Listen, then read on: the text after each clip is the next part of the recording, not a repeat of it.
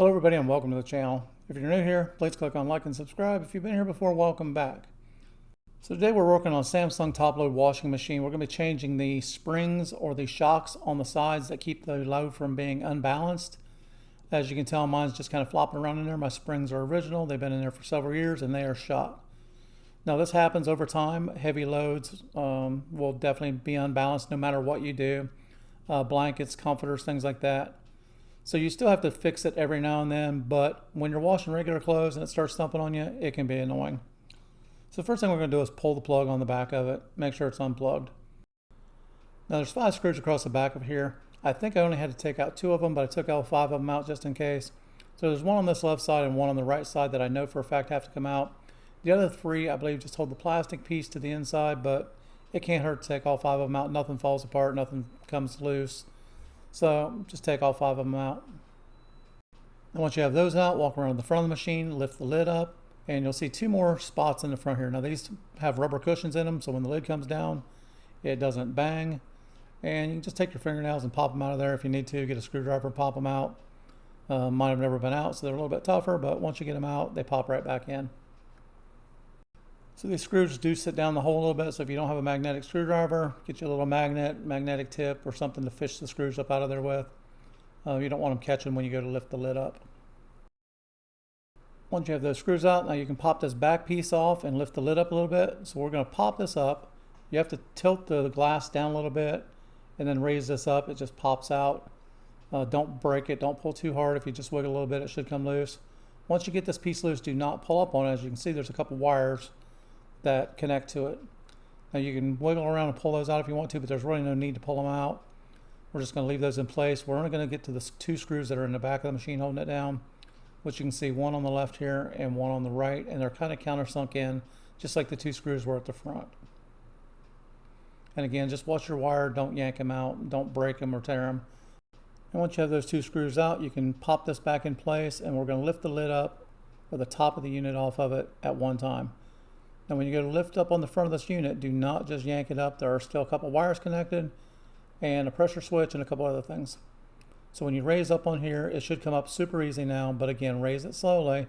And you'll see on the back left-hand side, there's 2 wires on that side. On the right-hand side, there's a pressure switch like a hose and another lead going down. Now I apologize for not being able to get my light down in there, my camera down in there, and unhooking the wires at the same time. I don't really have the right setup for it. I wasn't planning on recording this video. But the wires have 2 little clips on them, and I'll show you once I get them unhooked. You squeeze it on the little tab, it releases the wire and it pulls off. You'll also see a couple little plastic clips on the back that hold the wire in place, so you can pull it out of the little wire loom a little bit and get a little bit of slack out of there. There's not much slack at all in there, so again, be careful, don't rip the wires out. As you can see, to release them, you just push down that little tab and it pops off. Same with both wires. One just has a plastic cover over to keep water or moisture out of it. As I flip the camera around here, you'll see down in here the pressure switch and the other lead I was talking about, which are right there on the right hand side. Now that hose is tight, but there's still enough room to work on it. You still can't lift it all the way up without disconnecting it. So find something that you can prop the lid up kind of like you would a hood of a car, so it doesn't bang you in the head or it doesn't fall down.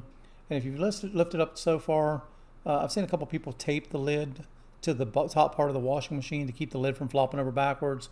I didn't do that. Just be careful you don't knock the lid over and break the glass or just cause it to fall off the backside while you're working on it. Now again, I apologize for the bad lighting, but this is really a pretty simple step. Take a pair of pliers, channel locks, something you can grab a hold of this thing with, and you're just going to lift straight up on it. There's a spring underneath. I'll show you when I get it out of here. You lift straight up on it, pull it out over the little catch, and down on the bottom of the washing machine drum, you'll see the other side is caught on another little piece. Just wiggle it out and it'll pop right out. And there it is. So you've got your spring and your rod, and it's probably covered with some dishwashing liquid and some softener and some other good stuff from the years in the past. Because I can't really get my camera down in there. Where I got my fingers at, that's where it hooks on the bottom of the drum. And when you go to put this back in, you're going to hook that on the bottom of the drum. And then you're going to raise straight up on it and pull it up over the edge. Now if you've got a good angle like I've got on these 2, I didn't really need my pliers here, but watch your fingers because it's sharp metal. As you'll find out here in a second, it will cut you.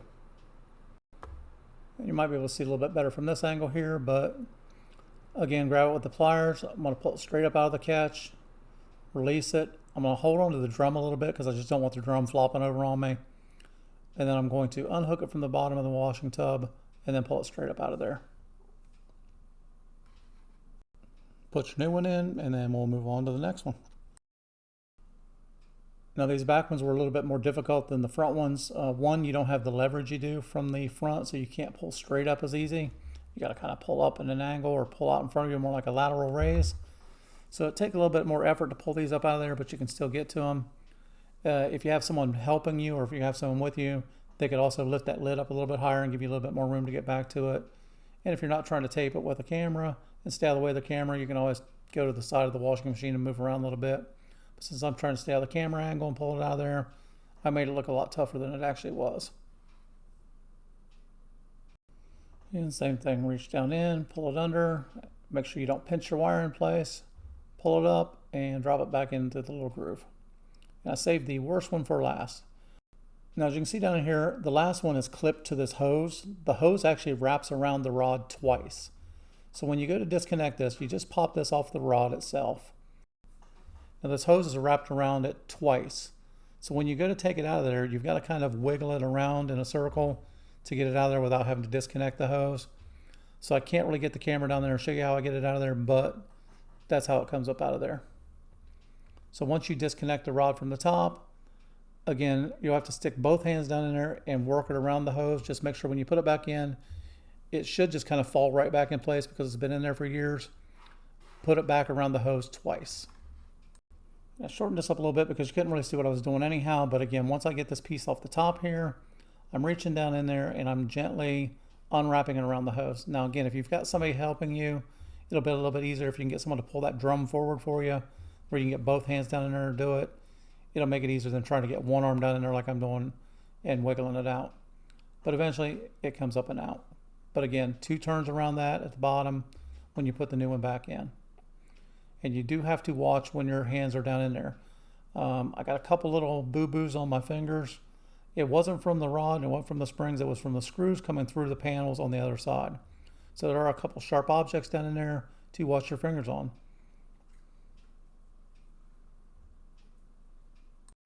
And as I managed to drop the rod down behind there, you can see I've got my Mandate on my finger now, which is my paper towel wrapped around my bloody finger after I dug that thing back up out of there. Again, just a small little piece of metal sticking out, razor sharp, cuts you super easy. I'll go ahead and put my last spring in place now. So we're going to go ahead and put our spring back on our clip here. Again, down in there, it's wrapped around my spring twice, just like it came out, and it went in pretty easily. I just kind of fished it down through there. I had to get the other hand down in there, spiral it around, but it kind of fell right back into place. And now's a good time to clean up anything you want to while you're in there. Just take a wet rag and wipe everything down. Don't have to if you don't want to, but since it's all open, good time to get all that stuff out of there. And we're ready to put the thing back together again. So the first thing we want to do is hook our wires up over here on this left side so you don't forget them. Now again, same thing, I can't get my hand down in there, the camera down in there, light down in there. Basically reach down in there. The colors match, the ends of the wires will only go into one wire or the other. So make sure you hook those up. And same as before, if you've got someone that can pull this lid down and hold it up for you, you won't have to try to do what I'm doing and get one hand down in there, hold the wire with one hand and plug them in at the same time. It's a lot easier if you get someone to hold the lid and you use both hands to get down there and plug your wires back in. Once you get them plugged back in, put them in the little wire looms in the back just so they don't get tangled or caught in anything. And there's also a very sharp screw back there. So I'm just kind of doing this in backwards order. I'm going to take this back loose again. Again, if it doesn't pop right off, if you lift that glass up a little bit, it tends to pop out a little bit easier. I'm not sure why. It doesn't really seem to catch on it anywhere, but it does seem to pop it loose a little bit better. Once you get this up out of there, again, remember your wires are under there, and pop your 2 screws back in the back again. So once you get these back 2 screws in, you can screw the plastic piece back on there if you want to. I'm just doing the opposite way that I took it apart. So I'm going to go back to my front, put my front 2 screws back in. And don't forget to pop your rubber bumpers back in there. Now again, I'm not sure that those top 3 had to come out, but they didn't take but a few seconds to take them out, so I took them out anyhow. You might start with just that one there and the one on the opposite side. That may be enough to take the lid off of it, but again, it only took a few seconds to get that out of there. I'm going to pop the plug back in, and we're going to start with a big blanket. That way we can find out whether it works or not. Now again, when you're spinning blankets and stuff, they're going to be out of balance because they're big heavy objects. As you can see, I've got the spin on 3. If you spin your blankets at a lower speed, you'll have less chance of unbalancing. If you do hear the machine in there thumping though, don't let it go thumping for hours until it finally stops itself. Make sure you fix your unbalanced load quickly. And again, this is the first spin on this. I haven't changed it. I haven't moved it around. It's been washed and it's spinning just fine.